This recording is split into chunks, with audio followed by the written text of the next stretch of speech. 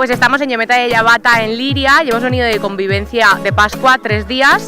Somos 170 personas, contando monitores y chavales de todas las áreas, y hemos venido a pasar 3 días juntos en familia. Nada, el campamento va de Toy Story y hemos hecho unas actividades súper chulas, diferentes a las que hacemos el resto del año, y yo creo que nos lo hemos pasado súper bien. Y nada, hemos venido aquí a disfrutar todos y eso.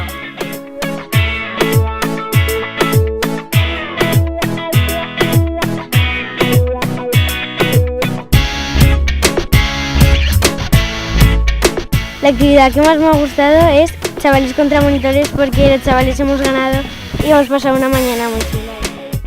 ¿Cuál es la actividad que más te ha gustado? Pues la actividad que más me ha gustado ha sido, en un momento de color, ayer nos fuimos al campo de fútbol y podíamos hacer lo que queríamos, o sea, unos volaban cometas, otros saltaban a la comba y yo jugué a fútbol.